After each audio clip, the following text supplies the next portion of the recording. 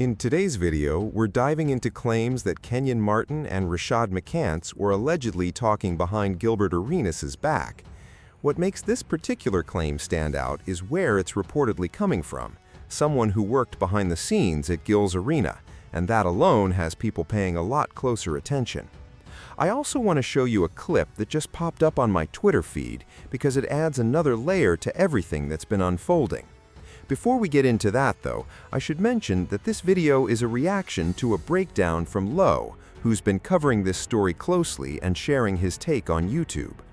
According to Lowe, he had actually tried warning Gilbert Arenas about what Underdog Fantasy was allegedly planning involving those two, especially as tensions were reportedly starting to build. Lowe also put together a reaction video centered on one of the editors who worked at Underdog, the same editor, if you recall, who was involved in that live on-air moment when Kenyon Martin confronted him. If you haven't seen the clip Lowe is reacting to, that editor is exactly who everyone's referring to. Despite that on-air incident, he reportedly kept his job without any major changes, staying on the production team and continuing to handle editing duties, and he later became the same person, claiming that nearly everyone was let go while they were off work. According to him, their contracts weren't even supposed to end until September, which only makes the situation more surprising. That if football is popping, why do they have to take over your channel? Why couldn't they make their own channel and make that pop? Question mark. That's what we would have said. That's what's the argument. But as a family, am I asking too many questions? No. As a company, no. As a company, you don't want to start from the beginning. Most people don't like the grind of anything, right? You know, they want something that's already turnkey and go. So why should they start from the beginning? Listen, we are expensive. We're not your average podcast expenses. We get paid a lot of money. So because they pay us a lot of money and we not taking no pay cuts in here, if they say your ass gonna do 2 days a week and we want to try what they do for 3 days a week and we keep our money, hey man, hey, do your thing, man.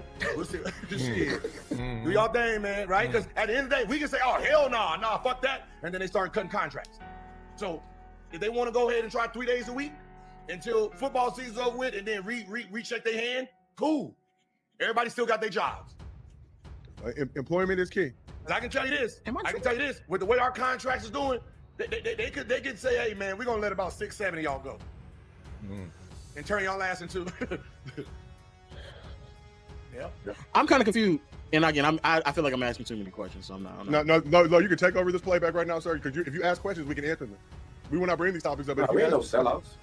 Gilbert Arenas later confirmed that detail himself, which only brought more attention to the claims. With that in mind, let me show you this clip of Lowe reacting to the editor's video. In it, the editor claims he has footage showing Kenyon Martin and Rashad McCants allegedly talking negatively about Gilbert Arenas behind the scenes. Let's take a look. And if you're enjoying the video, don't forget to drop a thumbs up.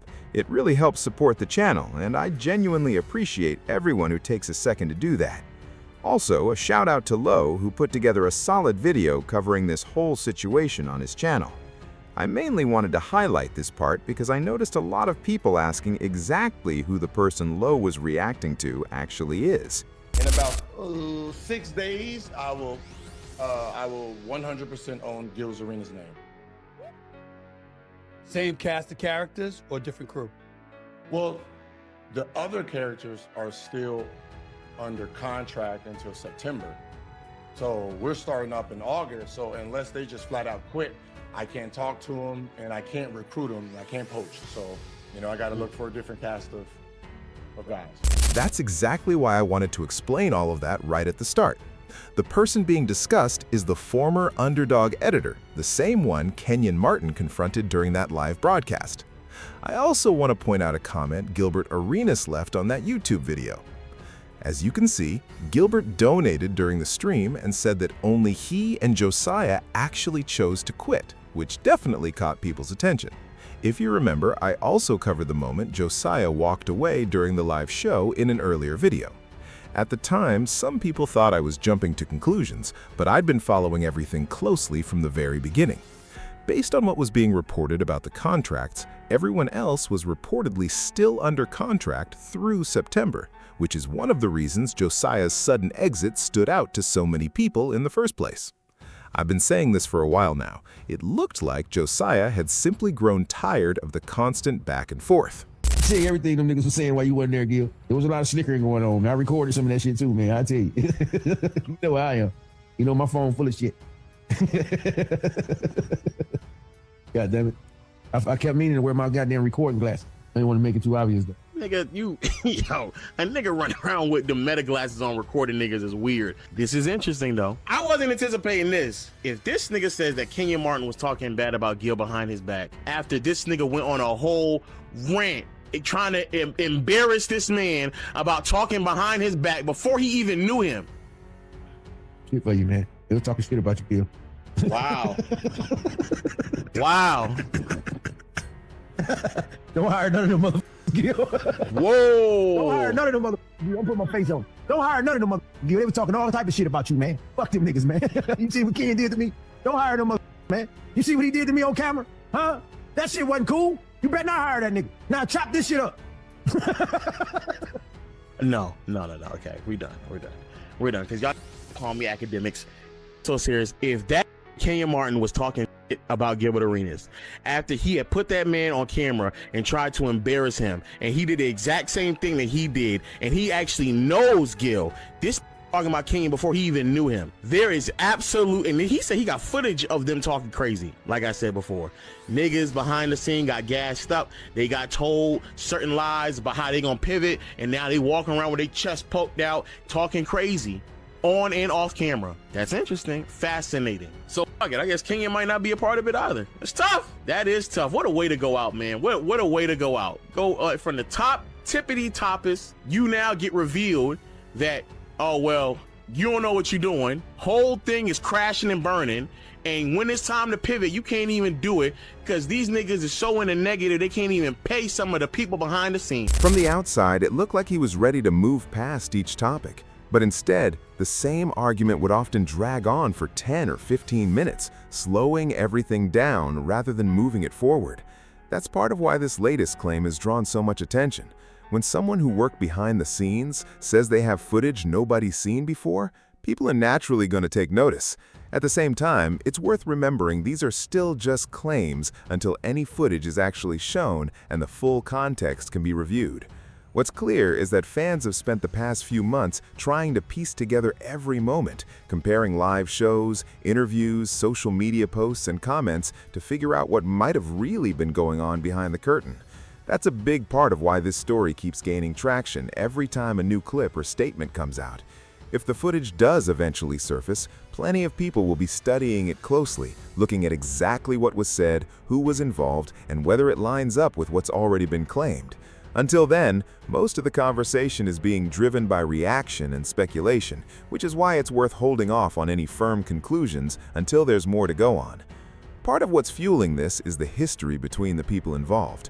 After spending so much time arguing on camera, it's natural for viewers to wonder whether those same tensions carried over once the cameras were off. That's why every new comment or behind-the-scenes story instantly becomes part of the bigger conversation. Still, there's a real difference between private opinions, workplace friction, and confirmed facts, which is exactly why so many people are waiting to see whether any real evidence gets shared. If more clips do surface, they should give everyone a clearer picture of what actually happened, rather than relying on short clips or secondhand retellings. For now, the reaction online has been mixed. Some fans think the claims raise legitimate questions, while others would rather wait for more context before forming an opinion. Either way, the story has clearly struck a nerve, and each new update seems to spark another wave of discussion across social media and YouTube. One thing that's made this even more interesting is how fast other creators have started cross-referencing everyone's public statements. Viewers have been digging back through older interviews, podcasts, and streams looking for any early signs that things weren't as smooth behind the scenes as they appeared. Suddenly, every small detail is being re-examined in a completely new light. Fans are also asking whether other people who work behind the scenes might eventually come forward with their own accounts. In situations like this, one person speaking up can sometimes open the door for others to do the same, though everyone involved may see things differently, which is exactly why hearing the fuller picture matters before jumping to conclusions. Right now, the main focus is still on whether any additional footage actually gets released. If it does, people will be far more interested in the full context than in short clips or online rumors. Until then, the story keeps building, with fans watching closely for the next update and for how everyone involved chooses to respond. It's also worth noting how quickly this conversation has spread well beyond a single video. Once a story like this picks up steam, every reaction, stream, and post adds another layer to it. Before long, people are lining up different versions of events, trying to spot where they match and where they don't. That's why context matters so much. A short clip can grab attention instantly, but it rarely shows everything that happened before or after it. If more behind-the-scenes footage comes out, most viewers will want the full sequence of events, not just another viral moment that answers a few questions while raising several new ones. Whatever side people land on, there's no denying fans are tracking every update closely. As more statements and reactions continue to come in, everyone will be watching to see whether the claims are actually backed up with evidence, or whether more people decide to come forward and share what they know. Wrap up today, but before we do, I just want to send a shout out to Gilbert Arenas, Underdog. When we started this show, February 2023, we had some super lofty expectations of where we wanted to go. We're able to accomplish those things, becoming the #1 daily sports show in the world, Swaggy, or at least in America. But I want to thank all y'all on this couch, all the men and women that have graced this couch, all our tremendous staff, and all the amazing fans for everything that you guys have done in helping this become the show that it is, man. Yes, sir. Appreciate all y'all, especially. Thank you. Yes, sir, brother. My God. Yes, sir. My God. Appreciate you, gentlemen. My God. Yep, I'll send you a dap from over that way. Appreciate you as well. Thanks. Shout out to our tremendously talented crew. Shout out to everybody in the chat. This has been another episode of Gil's Arena presented by Underdog. And if I don't see you again on this couch, a good afternoon, good evening, and good night. Day is a good day. I am officially a free agent tomorrow. Uh-oh. Yeah, and I hold 100% of Gil's Arena tomorrow. I just seen, man, look like he was about to cry up there, man. Well, He looked like he was about to cry, man. I was like, damn, Until then, the discussion keeps growing with every new development. Another thing drawing a lot of attention is the timing of all these stories coming out. When several people start sharing their experiences around the same stretch of time, fans naturally start wondering if there's a bigger picture still playing out. That doesn't automatically confirm every claim, but it does explain why so many viewers are keeping such a close eye on each new update. It's also interesting watching the online conversation shift from one day to the next.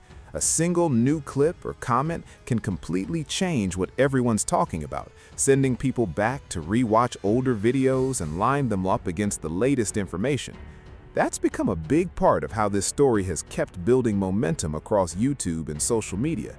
At this point, a lot of people care less about rumors and more about seeing solid evidence and direct responses from those involved. If more information does come out publicly, it could help answer some of the biggest questions fans have been asking. And from there, people will likely keep following each new development to see how the story continues to unfold. As this story keeps evolving, one thing stands out above everything else. People want clarity. There's been no shortage of reactions, opinions, and reported claims, but a lot of viewers are still waiting on something that can actually be verified. That's why every new statement gets picked apart so closely.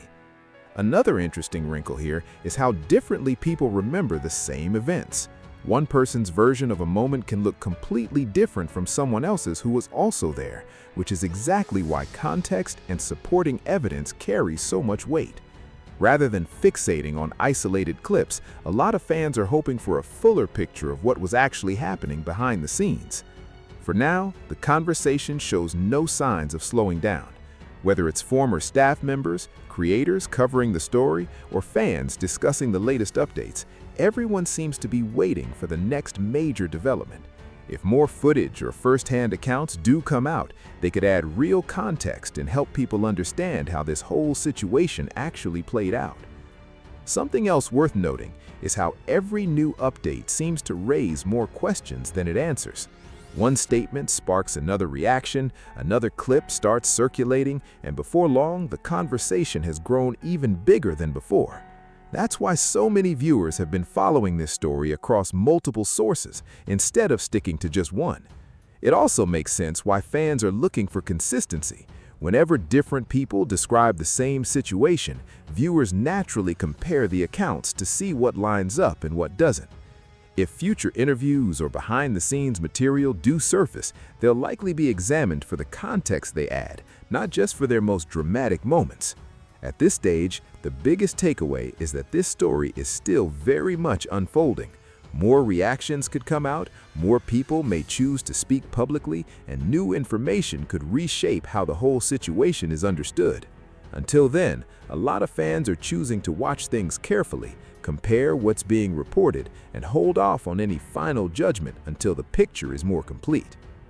From the outside, it often felt like the conversations would drift away from basketball itself.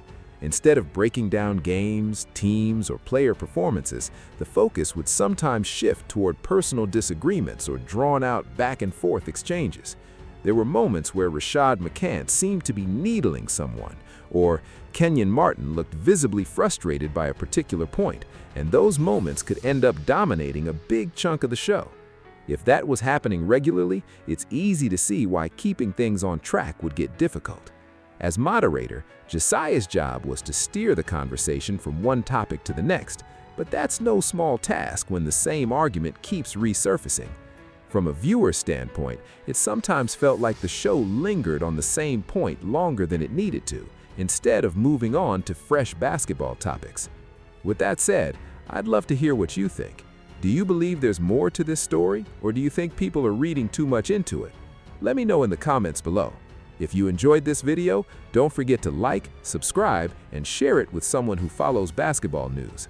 Thanks for watching, and I'll see you in the next one.